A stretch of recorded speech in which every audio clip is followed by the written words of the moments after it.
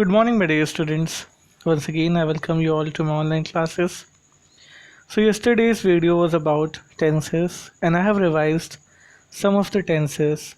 And yesterday, we discussed when to use present tenses. So, in that video, we have learned when to use simple present tense, continuous, and perfect and perfect continuous, all in present tense.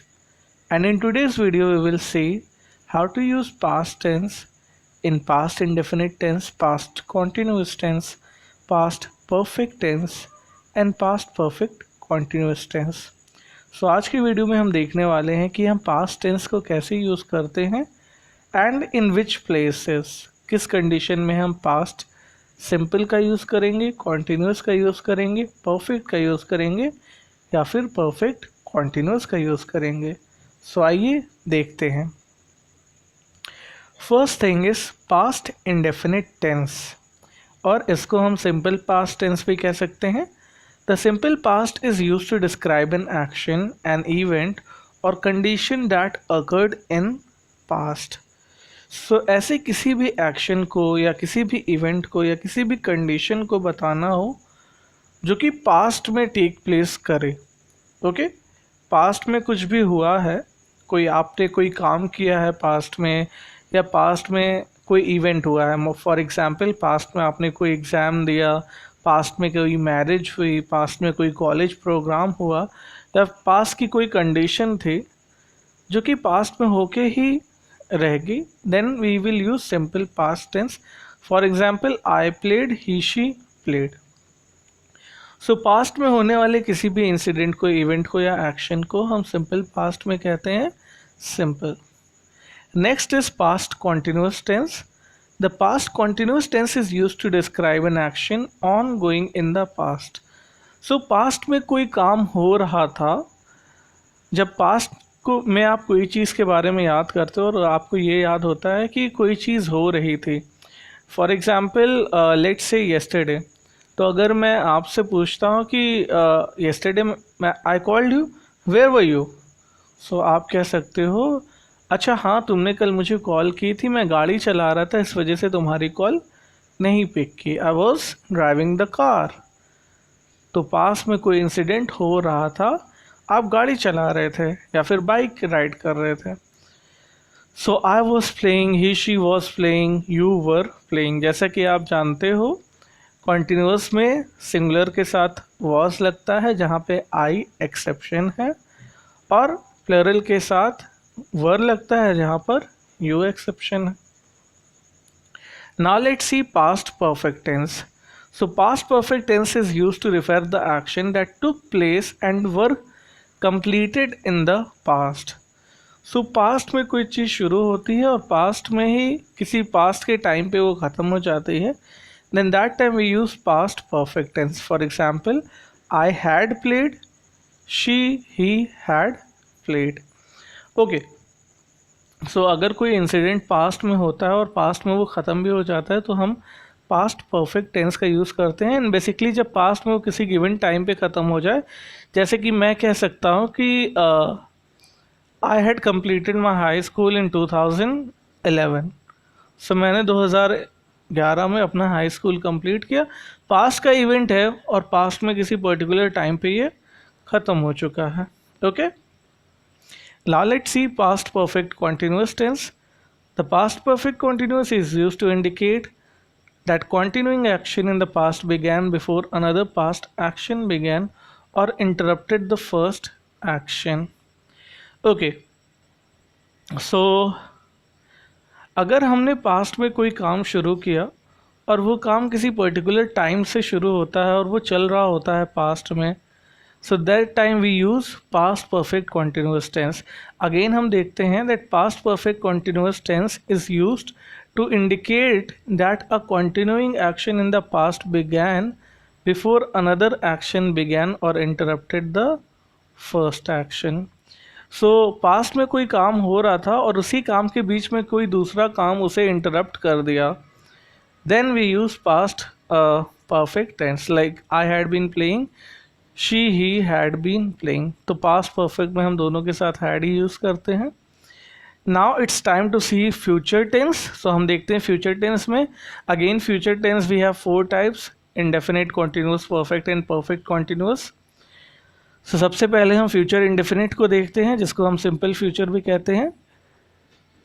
This tense is used to refer to actions that will take place after the act of speaking or writing. Okay, so आप अगर ये sentence बोल रहे हो और आपका action बोलने के बाद हो तो हम सिंपल फ्यूचर में और फ्यूचर इंडेफिनिट में लिखते हैं। लाइक आई शैल प्ले, मैंने अगर ये सेंटेंस अभी बोला दैट आई शैल प्ले, तो मैं अभी नहीं खेलूँगा, मैं खेलूँगा थोड़े समय के बाद। That means in future. He she will play, तो ये फ्यूचर की बात हो रही है। और जैसा कि मैंने पहले रूल्स में आपको बताया था, आई फर्स्ट पर्सन है, उसके साथ शैल लगता है। He she second, he she third person है, तो उसके साथ हम विल लगाते हैं। यू जो होता है वो सेकंड पर्सन हम कहते हैं, और उसके साथ भी हम विल का यूज़ करते हैं। Let's see future continuous tense. So future continuous tense is used to describe action ongoing in the future. The future progressive is used to refer the continuing action that will occur in the future. तो अगर कोई ऐसा action जिसके बारे में आप जानते हो जो कि फ्यूचर में हो रहा होगा, ओके, जैसे मान लीजिए कि आपने कोई चीज़ प्लान की, आपको पता है कि कल आपको मुंबई के लिए निकलना है। सो आप कह सकते हो कि I am going to prepare my bag because I will be travelling to Mumbai. Mumbai जाने में कुछ समय लगेगा आपको, आपके पास कोई मैजिक तो है नहीं, you don't have a gate of Doraemon वाला मैजिक डोर तो है नहीं, एनीवेयर डोर, कि आपने तुरंत वो डिस्टेंस कवर कर लिया विद इन सेकेंड्स। सो मुंबई जाने के लिए आपको काफ़ी लंबा समय लगेगा, जो कि फ्यूचर में, तो हम उसको फ्यूचर कॉन्टिन्यूस टेंस में दिखाते हैं और हमने कहा that I shall be travelling to Mumbai. तो इस तरीके से हम बता सकते हैं I shall be learning English from next month, अगले महीने से मैं इंग्लिश सीख रहा होऊंगा। Okay, future perfect tense. The future perfect tense is used to refer to an action that will be completed sometime in future before another action takes place. For example, I shall have played, he she will have played. तो इस चीज़ को आप समझिए, जो future perfect tense कब होता है, future perfect tense तब यूज़ होता है जब आप फ्यूचर में कोई चीज़ बताना चाहते हो और आप कहते हो कि मैं इस पर्टिकुलर टाइम तक अपना काम को ख़त्म कर चुका हूँगा और उस समय कोई दूसरा काम शुरू होगा। Okay, so I shall have completed my graduation before getting the job. Job पाने से पहले मैं अपना ग्रेजुएशन कर चुका हूँगा। Okay, you will have bought a new car before selling the old one. So इस तरीके से हम फ्यूचर परफेक्ट टेंस को देखते हैं जब फ्यूचर में कोई काम हो चुका हो किसी पर्टिकुलर टाइम पे दूसरे एक्शन के होने से पहले, तो हम फ्यूचर परफेक्ट टेंस को यूज़ करेंगे। Next we see future perfect continuous tense. तो इसमें हम क्या देखते हैं, the future perfect continuous tense is used to indicate a continuing action that will be completed at some specific time in the future. Okay, so future perfect continuous tense हम तब use करते हैं जब हम फ्यूचर में कोई चीज़ कर रहे हो और वो किसी पर्टिकुलर टाइम पे ख़त्म हो जाए। So I shall have been playing, मैं खेल रहा होऊंगा। She will have been playing. और एक चीज़ और मैं आपको बताना चाहूँगा बच्चों, जब भी हम परफेक्ट टेंस का यूज़ करते हैं, परफेक्ट कॉन्टिन्यूस टेंस का जब भी हम यूज़ करते हैं, तो हम दो प्रपोजिशन का ज़रूर इस्तेमाल करते हैं, सिंस एंड फॉर। ओके, सो अगर इस सेंटेंस को हम पूरा लिखें तो हम कहेंगे I shall have been playing for 4 hours और I shall have been playing since morning. तो सिंस और फॉर हमें टाइम के बारे में बताता है, फॉर हमें पीरियड ऑफ टाइम के बारे में बताता है। पीरियड ऑफ टाइम का मतलब होता है जैसे कि 2 घंटे, 3 घंटे, 4 घंटे, 4 दिन, 5 दिन, 1 हफ्ते, 2 हफ्ते, 2 महीने, 3 महीने, ये पीरियड ऑफ टाइम है। पीरियड ऑफ टाइम क्या होता है, 2 पॉइंट के बीच की दूरी को हम पीरियड कहते हैं। ओके, यहाँ से यहाँ तक को हम पीरियड कहते हैं। और जब हम सिंस यूज़ करते हैं तो किसी पॉइंट ऑफ टाइम को बताता है। सो पॉइंट ऑफ टाइम का मतलब होता है जब हम किसी पर्टिकुलर टाइम के बारे में बताते हैं। Like I have been teaching you English since July. So July एक पर्टिकुलर टाइम है, एक पीरियड ऑफ टाइम नहीं, एक पर्टिकुलर मंथ का टाइम है। अगर मैं कहता हूँ I shall have been teaching you since morning, तो मॉर्निंग एक पॉइंट ऑफ टाइम है।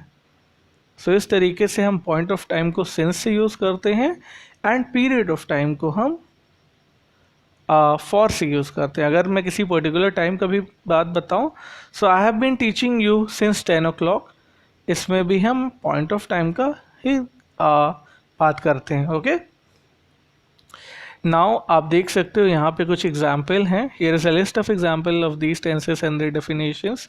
सो प्रेजेंट में हम कहते हैं आई प्ले, कॉन्टिन्यूस में हम कहते हैं आई एम प्लेइंग, परफेक्ट में हम कहते हैं आई हैव प्लेड, प्रोग्रेसिव में हम कहते हैं मीन्स परफेक्ट कॉन्टिन्यूस में हम कहते हैं आई हैव बीन प्लेइंग।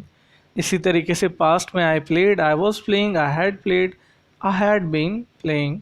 और फ्यूचर में हम देखेंगे सिंपल में हम कहेंगे आई शैल प्ले, कॉन्टिन्यूस में हम कहेंगे I shall be playing, perfect में हम कहेंगे आई शैल हैव प्लेड और परफेक्ट कॉन्टिन्यूस में हम कहेंगे I shall have been playing. Okay, so these are the things that I had to teach you in today's class. I hope you understood, students. Very simple video and very simple class, and we will discuss some more topics in the upcoming videos. So thank you so much, students, for watching this video. Please comment down your name, class and section, and prepare well for your half yearly exams. Thank you so much. I will see you all again next.